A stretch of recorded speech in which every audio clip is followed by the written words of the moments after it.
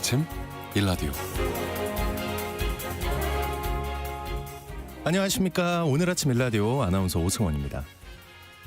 초등학생이 학교 교사에게 살해되는 참혹한 사건이 지난 며칠간 큰 충격과 슬픔을 안겨주고 있는데요.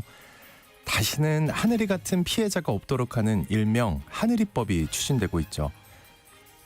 성급하게 법 개정만 한다고 해서 그것만으로 문제 해결을 할 수 있는 건 아닌 것 같습니다. 지금도 직무 수행에 문제 있는 교사와 학생을 분리시키는 장치가 없는 게 아님에도 불구하고 그 장치조차 제대로 작동되지 않았고요. 이런 살인을 할 수 있는 교사의 상태를 의사소견서 한 장으로 판단하고 또 해당 학교와 일성교육청 담당자들이 안일하게 문제를 방치한 사이에 이런 비극이 벌어지지 않았습니까? 법과 제도가 있어도 실효성 있게 작동하지 못한다면 무슨 의미가 있을까요? 이건 비단 이번 사안뿐만이 아닌데요. 하늘이법도 그저 졸속으로 추진되는 게 아닌지, 자칫 또 우울증 등 정신질환을 낙인 찍어서 치료를 받아야 할 사람들이 더 숨거나 치료를 기피하는 문제만 키우는 게 아닌지, 이런 우려의 목소리도 더 살펴서 보완해야겠습니다. 다시는 하늘이 같은 피해자가 없도록 더 근본적인 문제를 고민하고 법과 제도가 제대로 작동할 수 있는 사회가 됐으면 합니다. 부디 하늘이가 예쁜 별로 가길 빌겠습니다. 2월 13일 목요일 오늘 아침 일라디오 출발합니다.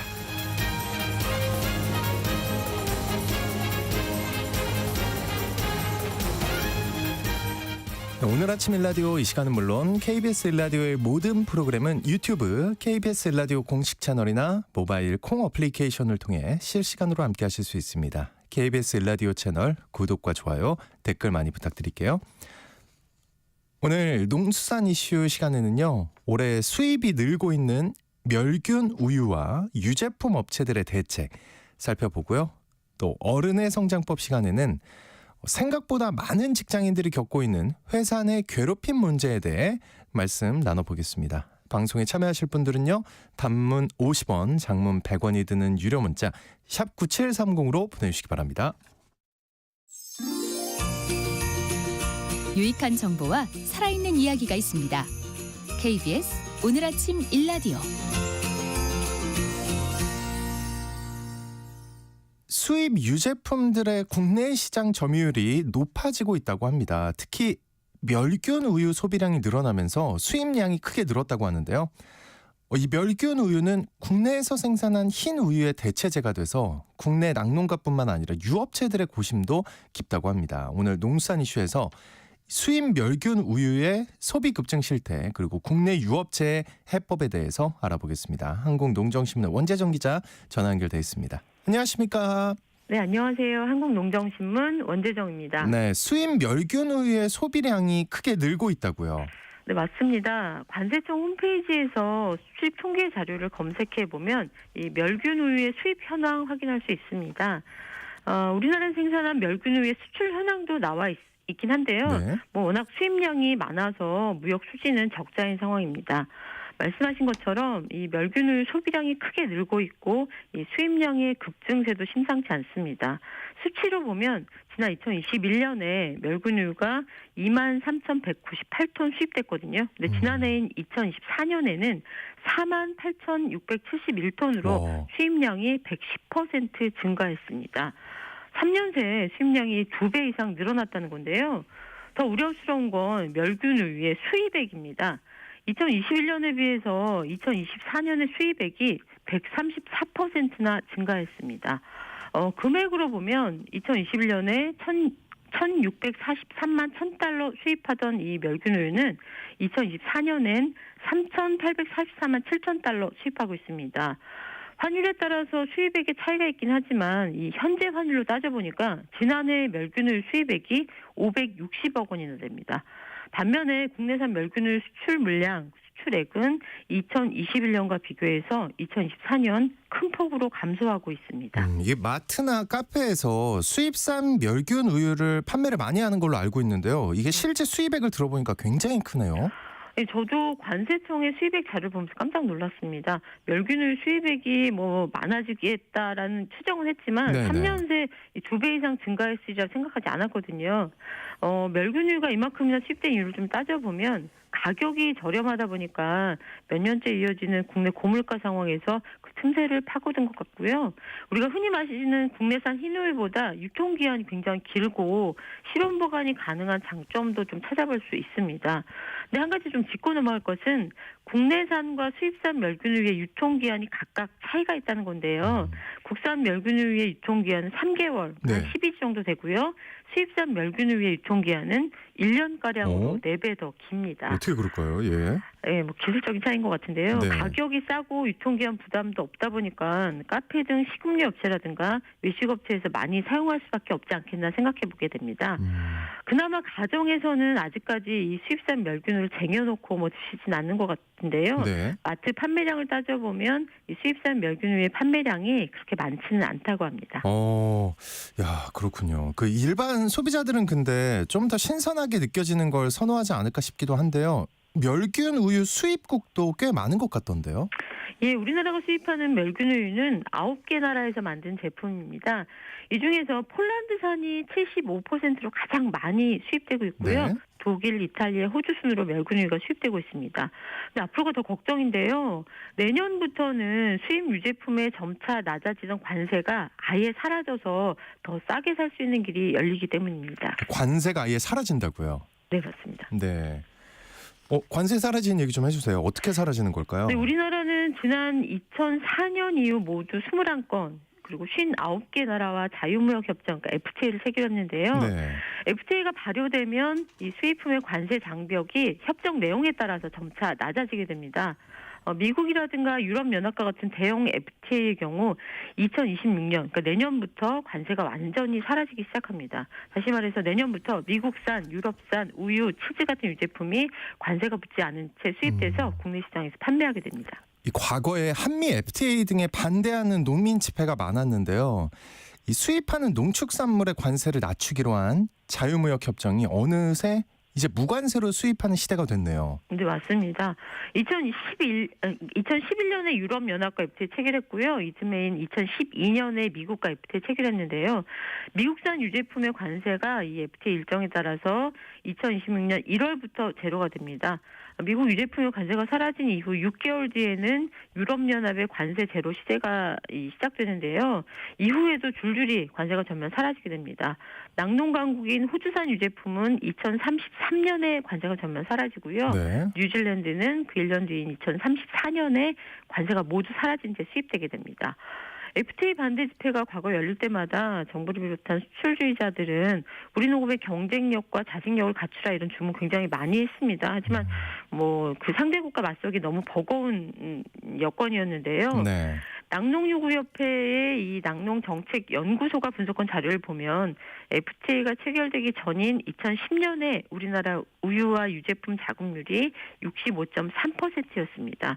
하지만 FTA 이후인 2016년엔 52.8% 그리고 2022년에는 44.8%까지 자급률이 하락한 것을 확인할 수 있습니다. 이게 뭐 농민들이 게으르다거나 노력을 하지 않아서가 아니다는 점 말씀드리겠고요. 최근에 국내 우유 산업 분야가 더 힘든 여건이 된 건 그나마 경쟁력이 있다고 보는 신선하게 마시는 흰우유 분야인데요. 연간 흰우유 소비량이 감소했다는 점이 또 어려움으로 다가오고 있습니다. 왜 우리 예전에는 학교 다닐 때 초등학교 때 저도 흰우유 급식 했었는데 지금은 확실히 이 국내산 흰우유 소비량이 많이 줄었다고요. 네, 맞습니다.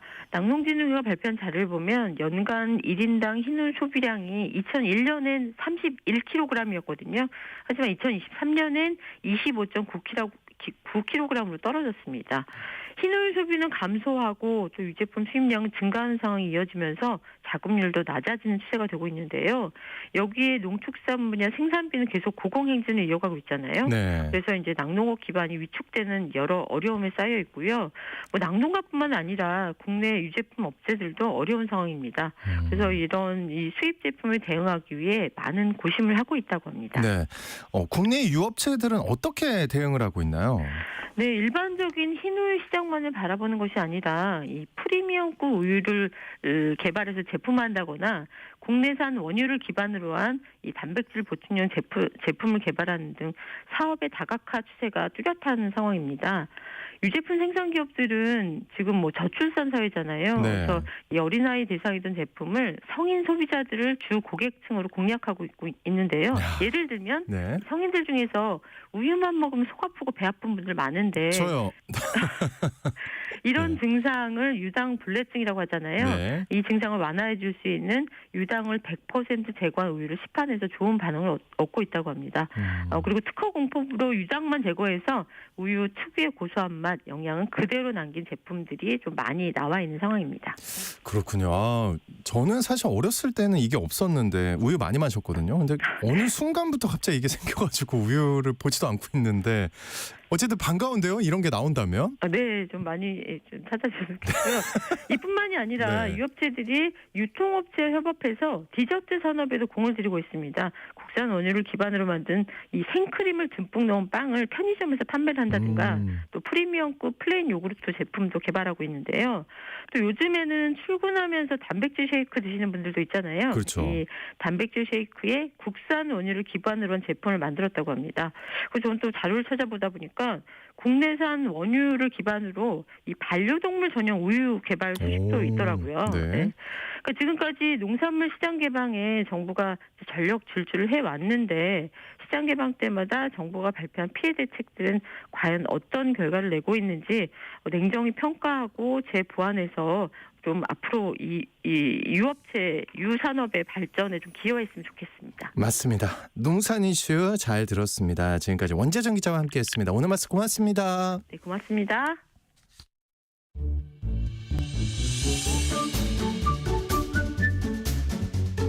아침을 여는 기분 좋은 습관. KBS 오늘 아침 1라디오. 네, 서툰 어른들의 마음이 자라는 어른의 성장법 시간입니다. 최근 회사 내에서의 괴롭힘 문제가 이 사회적으로 큰 논란이 되고 있는데요.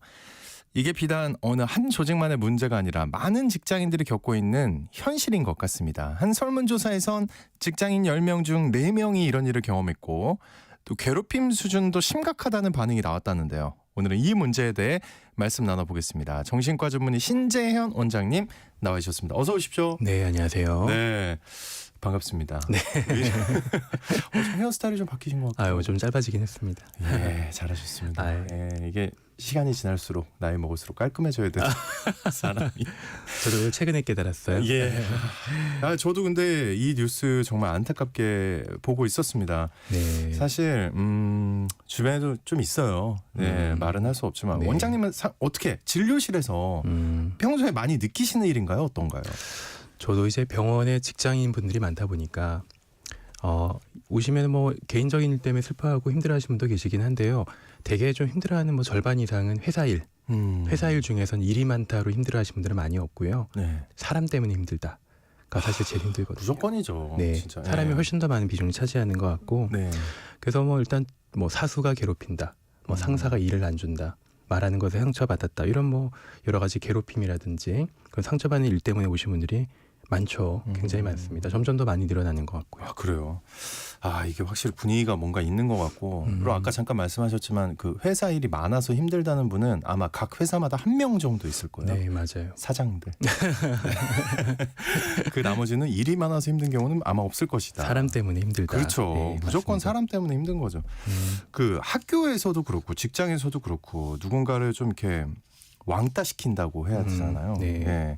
이 괴롭히는 일, 왜 이런 일이 발생하는 걸까요? 이게 어떻게 봐야 되는 거예요? 이거 개인적인 일로 봐야 되는 거야? 아니면 사회적인 현상으로 봐야 되는 걸까요? 사실 뭐 개인적인 일로 치부하기가 쉬운데 뭐 마녀 사냥도 하고 막 그렇지 않습니까? 언론에서. 근데 한 사람의 뭐 문제라고 보기만은 힘들고 여러 가지 좀 복합적인 문제가 함께 좀 섞여 있는 그런 문제라고 보시면 될 것 같습니다. 네. 일단 뭐 사람이 본능적으로, 사람이 이제 동물이잖아요. 동물이란 본능적으로 무리 안에서 자신의 위치를 지키고 또 서열을 형성하려는 경향이 있거든요. 원시 시대에는 이런 본능이 또 생존을 위해서 필수적이었겠지만은 현대 사회는 생존을 위해서 열심히 경쟁하다 보니까 누군가를 밟아야 된다, 밟고 올라서야 된다, 내가 좀 희소한 자원을 획득해야 된다, 라는 생각으로 자꾸 이제 막 열심히 노력하다 보니까 상대방을 또 짓밟는 이런 괴롭힘의 형태로 나타나는 것 같기도 하고요. 네네. 그건 뭐 개인의 본능에 가깝다. 그렇죠. 예. 뭐 개인의 문제도 또 있죠. 아무래도 자신의 불안이나 열등감을 감추려는 방어적인 행동일 수도 있고요. 또 타인의 반응을 보면서 우월감을 확인하려는 의도가 있을 수도 있고, 또 공감 능력 부족도 굉장히 흔하고요. 또 감정 조절, 충동 조절 안 된 분도 굉장히 많죠. 그리고 또 이제 이런 괴롭힘이 일어나는 맥락도 중요한데요. 적극적으로 이걸 좀 개입하거나 도와주려는 사람이 없으면은 가해자의 입장에서는 내 행동이 문제 없는 거 아닌가? 라고 생각하면서 그냥 넘어가게 되고, 또 피해자는 점점 더 위축되면서 저항하는 힘을 잃게 되거든요. 그래서 괴롭힘이라는 건 단순히 개인의 성향 문제로만 치부할 수는 없고, 전체적인 그 둘러싼 환경이나 맥락을 좀 같이 고려해야 되는 복합적인 문제가 아닌가 하는 생각을 합니다. 저도 사실 살면서 괴롭힘을 당해본 적이, 물론 지금 이 등치를 보면 상상을 못 하시겠지만 전 크게 3번 정도 있거든요. 이제 심하게 괴롭힘을 당했다는 경험이 어렸을 때 한번 초등학교 때 그 전학을 딱 처음에 왔는데 정말 이유 없이 괴롭히는 거예요. 아, 그렇구나. 진짜 왕따를 당했어요. 네. 한 6개월 동안. 네. 원래 잘난 사람은 좀 괴롭힘을 당한다고. 저 진짜 아니었어요. 진짜 억울한데요. 진짜 네. 아무 이유가 없었습니다. 그냥 네. 전학 왔다는 이유로 막 그래서. 맞아요. 이유 없는 경우 참 많습니다. 근데 저는 그때 기억이 아직도 생생한 게 쟤네 왜 저러지? 첫 번째 그거였고 너무 무서운 거예요. 악마 같아가지고 맞아요, 애들이. 맞아요. 특히 남자애들이 연합해서 괴롭히니까 와 죽겠던데 이거 자연스러운 마음인 거죠. 이런 거. 예. 괴롭히는 사람의 심리가 뭐예요? 복잡합니다. 예. 그래서 겉으로 볼 때는 상당히 이 사람들은 강한 것처럼 보이고, 그런데 내면을 들여다보면 불안이나 분노, 열등감이 자리 잡고 있는 경우가 많거든요. 예. 그 상대를 괴롭히면서 내가 우월하다라는 것을 확인하고 싶어하는 거죠. 계속해서 내가 좀 불안과 결핍이 있다면은 이걸 감추려는 어떤 의도로서 이런 괴롭힘을 하는 경우가 있고요. 또 하나 보상 경험 때문에 이런 행동들이 나타나기도 합니다. 괴롭힘을 통해서 원하는 것을 얻게 되거나 또 주변에서 이에 대해서 암묵적으로 동조하는 경우가 굉장히 많거든요. 주변에서. 네, 주변에서 방관하는 거죠, 그러니까. 저희는 저렇게 하는 것에 대해서 스스로가 뭐 다른 사람들 이제 뭐 속으로는 뭐 당연히 좀 안 좋은 생각을 하겠지만은 그 스스로 뭐 이게 자기가 좀 이거는 뭐 허락을 받은 거다, 동의를 구한 거다라는 느낌으로 좀 계속해서 이런 행동을 이어지다 보면 이게 또 강화되거든요. 그러니까 약간 주변에서 막 그렇게 하고 있어요. 그럼 괜히 끼고 싶지 않잖아요. 맞아요. 없으니까. 나는 전혀 상관없는 사람이 되고 싶죠. 그러니까요. 그래서 그런 예. 마음이 들다 보면은 가만히 있게 되는데, 또 그러면 가해자는 그러면 계속 더 날뛰게 되는 그런 보상 경험들이 또 문제가 되는 경우도 있고요. 네. 아까 말씀드렸지만 공감 능력이 부족한 경우도 굉장히 많습니다. 상대가 느끼는 고통을 인식하지 못하는 거죠. 괴롭히는 사람. 네, 네. 제가 힘들 거라는 걸 생각 못하고 네. 또 나는 장난치는 거다. 나는 쟤랑 친해가지고 장난치는 건데 라고 얘기하는 사람들이 굉장히 많거든요. 그래서 상대가 이 정도는 받아들여야 되는 거 아닌가. 이 정도 괴롭히면 뭐 괴롭힘도 아닐 건데 왜 받아들이지 못하나, 왜 힘들어하나라는 식으로 공감을 못하는 경우가 굉장히 많죠. 진짜 악마인데요. 그렇죠. 네. 그렇죠. 악마인데 뭐 결국 가해자는 잘 모르는 경우가 있으니까요. 예. 그리고 이것도 좀 궁금합니다. 이 괴롭힘을 당하는 사람, 저도 어렸을 때 그랬는데 저항을 못했어요, 제가 6개월 동안. 근데 그 저를 괴롭히던 그 대장인 애가 전학을 가니까 끝나더라고요. 그 왜 괴롭힘을 당하는 사람은 저항이 어려운 걸까요? 단순히 이제 성격이 뭐 소극적이다, 위축되어 있다, 뭐 이런 문제를 넘어서서 괴롭힘이 반복되다 보면 아무리 쾌활하고 뭐 활발한 사람들도 점점 위축이 되거든요, 심리적으로. 그러면서 저항할 힘을 점차 잃어가게 되죠.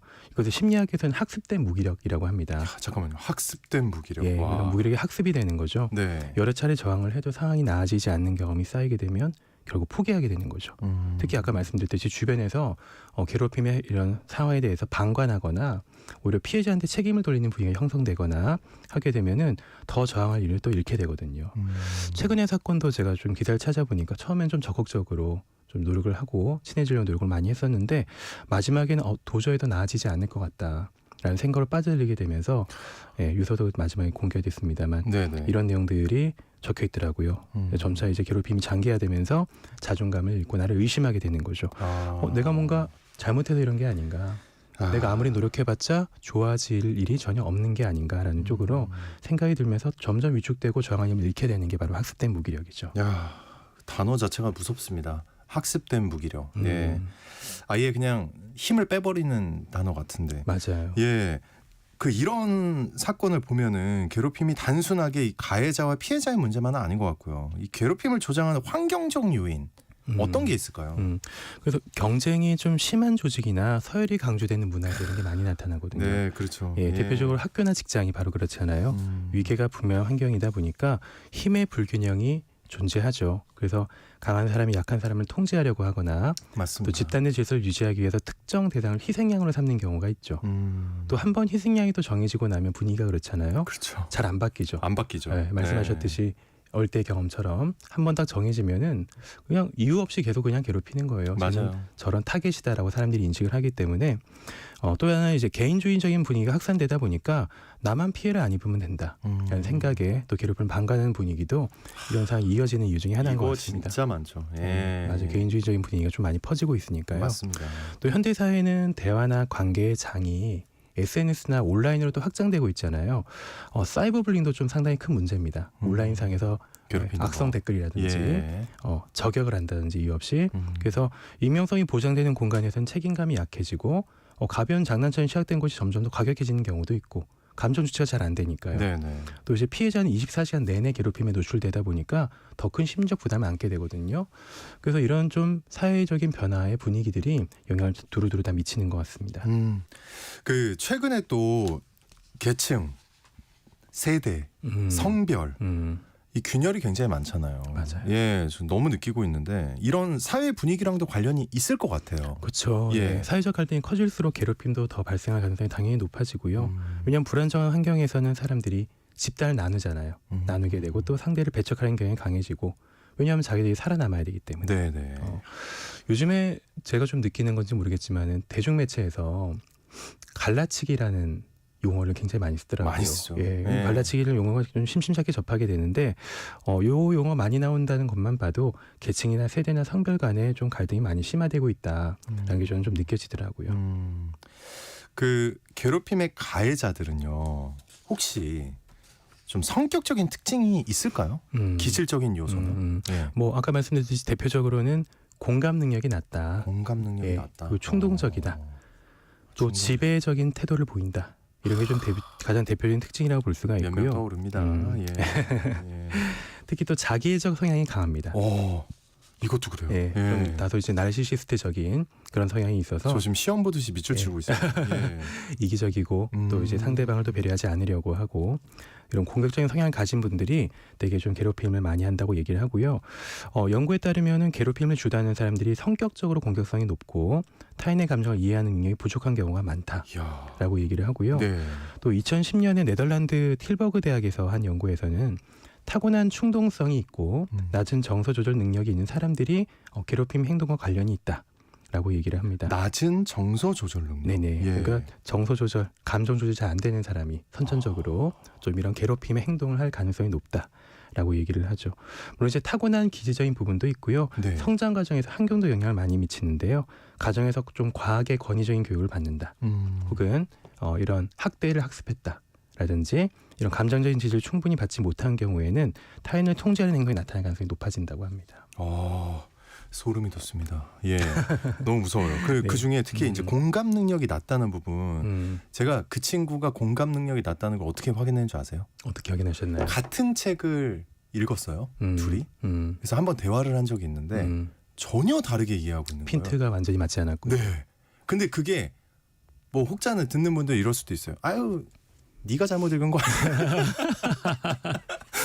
물론 네, 설마. 그럴 수 있는데 네. 그게 이제 약간 이런 책이었어요. 그 교과서에 나왔던. 그러니까 한마디로 누구나 공감하고 이해하고 인정할 만한 어떤 해석이 명확한 책이었는데 그걸 완전 다르게 이해하고 있는 거예요. 그래서 제가 그때 좀 깨달았거든요. 혹시 공감 능력 테스트하고 싶으시면 책을 한번 같이 교과서를 같이 하는 예, 한번 읽어보는 거. 맞습니다. 사회생활 하다 보면은 네, 대화하다가 좀 쎄한 느낌 드는 분들 있잖아요. 있습니다. 예. 예. 완전 나랑 다른 얘기를 하고 있는데 그러니까 사실 그 앞에서는 너 좀 이상한데라고 할 수는 없지만, 못하죠. 네. 예, 근데 슬슬 좀 피하게 되고 또 그렇게 좀 피하는 게 신상이 좀 저는 좋다고 생각을 합니다. 뭔가 예. 완전 다른 얘기를 하고 있으면은. 근데 이제 우리가 또 문제가 이거잖아요. 이 회사에서 만나면 피할 수 없는 관계들, 어떤 사회적으로 이렇게 딱 구조적으로 만날 수밖에 없는 관계들이 있지 않습니까? 네네네. 근데 이 사회가 그런 문제들을 좀 넘어간다.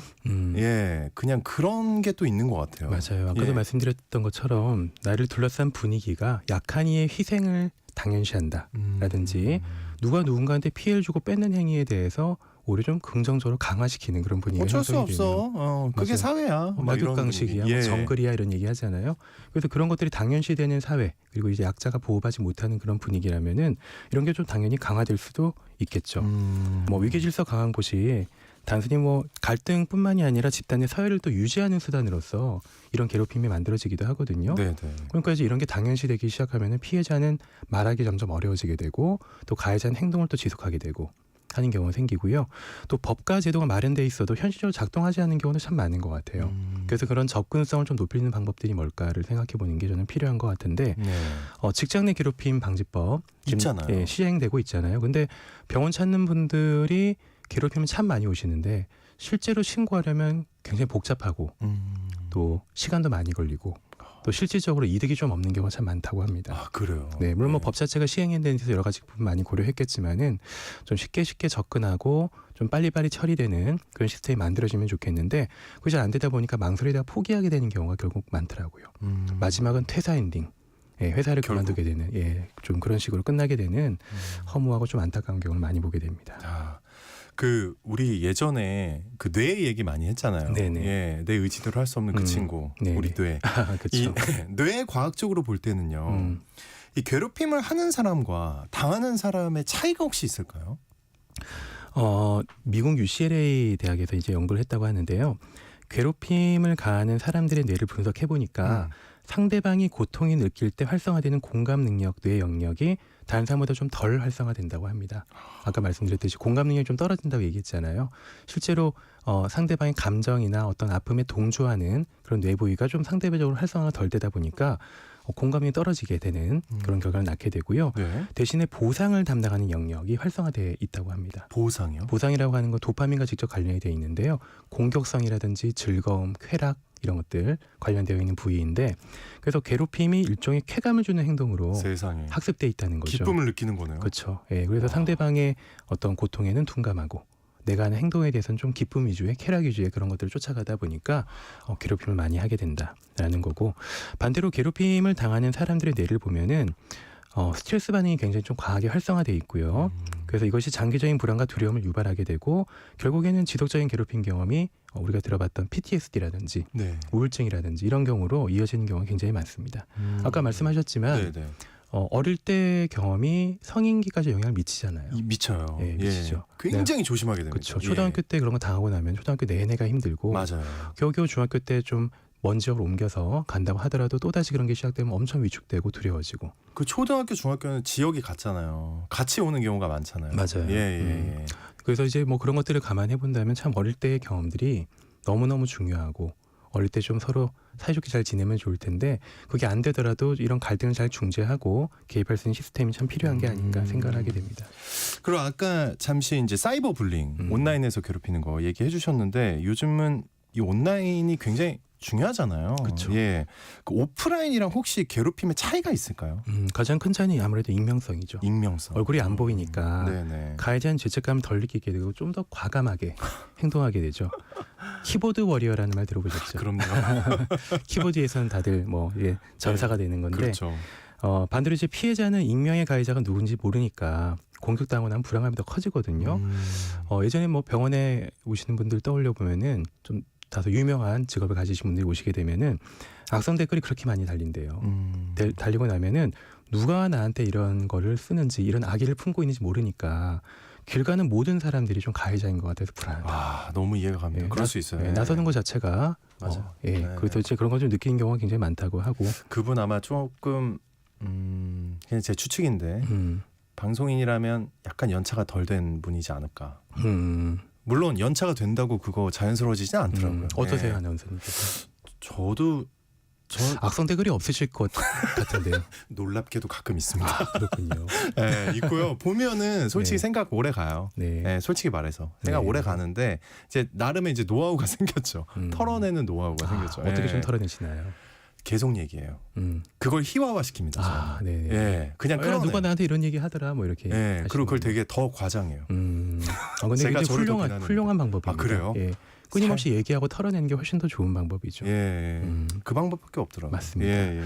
또 이제 뭐 온라인에도 문제가 중에 하나가 발 없는 말이 천리 간다고 하잖아요. 그죠. 그러니까 굉장히 확산이 빠르게 된다는 거. 근거 없는 소문도 여기저기 퍼다 나르고 게시물이 막 공유하고 이렇게 하는 게 너무 워낙 시스템이 쉽게 돼 있다 보니까 계속해서 퍼져나가게 되고 또 당하는 사람은 계속해서 퍼져나가고 있다라는 지금 내가 잠을 자는 중에도 계속 퍼져나갈 그렇죠. 것이라는 생각이 드니까 네. 잠을 못 자는 거죠. 그래서 잠깐 참으면 지나간다 위로도 잘 안 통하고 소위 왜 박제된다고 하잖아요. 예, 예. 자신이 수치스러운 얘기나 이런 뭐 두려운 얘기들이 계속 밖으로 퍼져나가는 생각을 하게 되면은 너무 괴로워지는 거고요. 또 하나 이제 피해자랑 가해자가 뒤섞이게 되는 경우도 굉장히 많습니다. 그건 무슨 말일까요? 그러니까 피해자였다가 예. 또 어느 순간 한순간 가해자가 되기도 하고요. 아. 네, 순식간에 뭐 형세가 역전되기도 하고 또 서로 잘못을 집어내면서 서로 막 저격을 하면서 이런 난장판이 되는 그런 경우도 많이 보게 되죠. 네. 어쨌든 참 갑자기 무력감이 좀 드는데 이 대응 체계랄까요, 시스템이랄까요, 이런 걸 갖추는 건 어렵게 느껴지는데 네네. 중요한 건 이거 같아요. 이 괴롭힘을 당한다고 느낄 때 어떤 마음을 갖고 대응을 어떻게 하면 좋을까요? 일단 굉장히 저는 어려운 질문이기도 한데. 이런 괴롭힘을 당하는 분들이 꼭 생각하셔야 될 부분은 혼자서 감당해야 될 일이 절대로 아니다. 절대 아니죠. 라는 걸 좀 예. 생각하셨으면 좋겠습니다. 많은 분들이 좀 혼란을 느끼거든요. 일단 이 정도는 참아야 되나? 괜히 내가 나섰다가 문제 더 키우는 거 아닌가? 학교에서 따돌림 당하는 친구들, 괴롭힘 당하는 친구들 얘기를 들어보면은 내가 괜히 나서서 일을 크게 만들고 싶지 않아서 뭐 반 분위기를 좀 어지럽히고 싶지 않아서 이런 식으로 생각을 굉장히 많이 하는데 저는 이제 직장 문제고 이렇게 뭐 오시게 되면은 일단 변호사 상담해봐라. 노무사 상담해봐라. 예, 예. 정신과에 오는 거는 물론 당연히 좀 위로를 해드리고 저희가 도움을 드릴 건 도움을 드리겠지만은 좀 더 적극적인 해결책을 좀 찾아보는 게 전 좋다고 생각하는데 왜냐하면 나에게 선택지가 하나밖에 없다. 참는 것이라는 것에서 선택지가 많구나. 이런 소송도 할 수도 있고 이렇게 경찰 할 수 신고할 있다. 수도 있고 예. 학교에 얘기할 수도 있고 뭐 직장에다 얘기할 수 있고 이런 여러 가지 이런 방법들이 있다는 걸 알게 되면은 굉장히 큰 힘이 되거든요. 나에게 옵션이 많다는 것을 아는 건 굉장히 중요하고요. 네네. 또 먼저 신뢰할 수 있는 사람에게 이야기하는 것도 굉장히 중요합니다. 아까 말씀하셨잖아요. 끊임없이 계속 얘기한다고. 친구나 가족이나 선생님, 직장 동료 계속해서 이런 걸 좀 객관적으로 봐줄 수 있는 사람, 내 이야기에 공감해 줄 수 있는 친구들한테 계속해서 끊임없이 얘기하고 해야지만 좀 심리적 부담이 좀 줄어들게 됩니다. 또 감정적으로 즉각 반응하는 것도 중요하지만은 또 그것보다는 일단 증거를 좀 남겨놓는 것. 예, 이성적으로. 요새 워낙 앱이 또 잘 되어 있거든요. 예. 예, 그래서 녹음하는 앱들 그렇죠. 필요하면 예. 좀 켜놓고 하시면서 좀 이런 것들을 내가 당장 이걸 어디 뭐 경찰에 신고하진 않더라도 나중에 갈등이 좀 더 불거지게 될 때 사실 나 이렇게 하고 있다.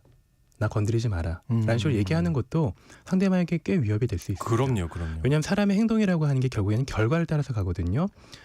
가해자가 계속 괴롭힘을 하고 있음에도 불구하고 아무런 반응이 없었고 참기만 하는 거라면은 그 행동이 결국 강화되는 결과를 낳게 되기 때문에 내가 이런 것을 준비하고 있으니까 당신 조심해라라는 식의 좀 메시지를 주는 것이 저는 필요하다고 생각을 합니다. 그렇습니다. 이제 자책하는 경우가 되게 많잖아요. 괴롭힘을 당하면 참으면 지나가겠지. 약간 이런 생각 많이 하고요. 이거는 어떻게 보세요? 이런 태도는? 보통 어린 친구들이 보통 그렇게 많이 하죠. 예, 예전에 어릴 때 그렇게 당하셨을 때도 정확해요. 참으셨죠. 예, 그죠? 참았고. 나만 참으면 된다. 그렇죠. 부모님한테 얘기했는데 그때 이제 반응이 어땠냐면 이겨내야지. 근데 예. 부모님을 욕하는 게 아니고 그렇죠. 이해합니다. 그때 뭐 예. 사회적 분위기가 그러니까 예. 야, 너 남자잖아. 너 그런 거 이겨내야 돼, 임마. 초등학교 3학년인데. 약간 뭐 그런 게 좀 낭만처럼 뭐 이렇게 그러니까요. 예, 인식되던 시기였었으니까 음. 노력을 통해서 극복해야 된다. 뭐 이런 말이었을 것 같아요, 그죠? 예. 근데 지나치게 나만 참으면 지나가니까 순응하자, 착하게 행동하자라는 건 당연히 도움이 되지 않습니다. 아까 말씀드렸듯이 계속해서 괴롭힘이 지속될 가능성이 높아지죠. 가해자가 이제 상대의 반응을 보고 행동을 조정하기 마련이거든요.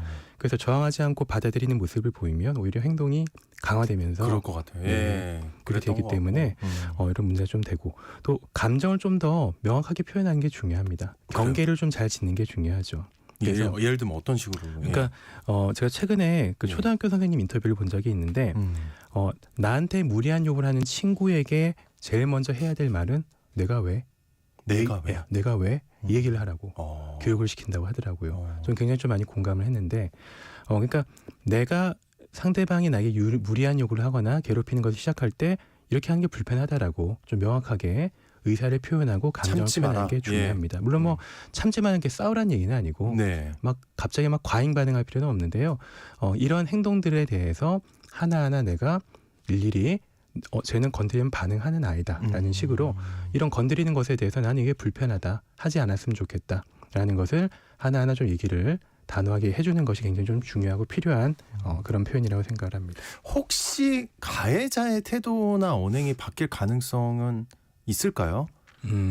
없을 것 같긴 한데. 예. 불가능하지는 않겠죠. 그래요. 예. 네. 다만 단순히 그냥 너 이거 하지 마라. 하지 혼내고, 마. 예. 예. 하지 말라고 하고 혼내고 처벌하는 것이 그것만으로는 사실 의미가 없는 경우가 많거든요. 그래요? 예. 아까도 말씀드렸지만 괴롭힘이 지속되는 이유가 단순히 가해자만의 문제는 아니고 가해자뿐만 아니라 그 가해자를 둘러싼 환경들, 이런 괴롭힘이라는 주변의 맥락들을 함께 또 생각을 해야 되기 때문에 단순히 하지 말라고 하는 거는 좀 상당히 어렵다고 생각이 되고요. 그래서 우리가 좀 전체적으로 이런 상황들을 다 보고 좀 네. 개입하고 맥락을 고려해서 좀 전체적으로 해줄 수 있는 시스템이 좀 잘 구비가 돼야 된다고 생각합니다.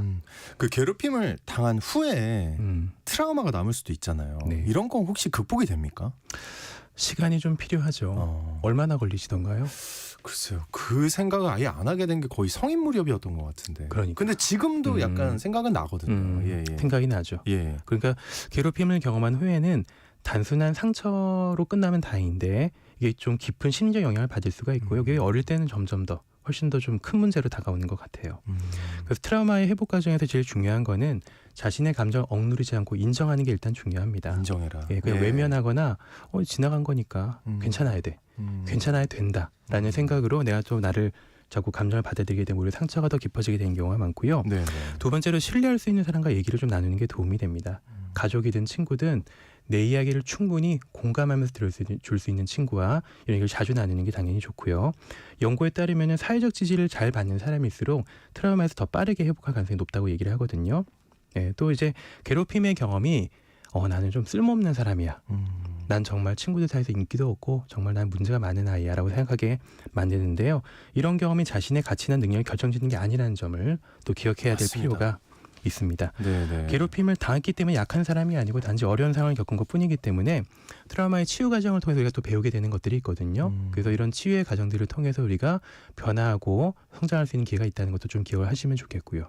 물론 트라우마를 겪고 나면 일단 저는 도움을 청하고 그 도움을 청하면서 동시에 또 이런 심리적인 지지를 잘 받을 수 있는 정신과라든지 심리상담 좀 함께 꼭 받으면서 충분히 감정을 토해낼 수 있는 그런 경험을 해주셨으면 좋겠다는 생각이 듭니다. 제가 지금 이 말이 조금 조심스럽긴 한데 보통 우리가 이제 그런 상처나 충격을 받으면 가족들한테 먼저 얘기를 하잖아요. 근데 저 그게 좋은 방법이 아닐 수도 있다고 생각해요. 솔직한 말로. 맞아요. 근데 네. 또 그럴 수 있죠. 왜냐하면은 가정 내 분위기가 어떤지가 맞습니다. 따라서 예. 굉장히 좀 달라지는 부분이고 천차만별이잖아요. 예. 환자분들 중에서도 좀 이게 우울증 만성적으로 겪거나 불안증 오래 가지고 있는 분들을 보면은 학창 시절도 좀 상당히 힘들었던 혼란스러운 경우가 많거든요. 그래서 따돌림이 있을 때 제가 꼭 여쭤보는 게 가족분들한테 혹시 얘기해 보셨냐고. 그러면은 얘기했는데 신경 안 쓰더라. 우리 부모님 너무 바빠서 신경 못 써주셨다라든지 선생님한테 말씀드렸는데 그냥 대수롭지 않게 넘어가더라 하는 분들이 많으셔가지고 네. 참 안타까운 경험을. 전 무조건 전문가한테 가기를 추천드립니다. 네, 저도 그렇게 생각합니다. 예. 자, 어른의 성장법 오늘은 직장 내 괴롭힘 문제에 대해서 말씀 나눠봤습니다. 지금까지 정신과 전문의 신재현 원장님과 함께했습니다. 오늘 말씀 너무 고맙습니다. 감사합니다. 네, 오늘 출근길 기온이 다시 영하권으로 떨어졌는데요. 따뜻하게 입고 출근하시고요. 전 내일 다시 인사드리겠습니다. 오늘 아침 일라디오 지금까지 아나운서 오승원이었습니다. 고맙습니다.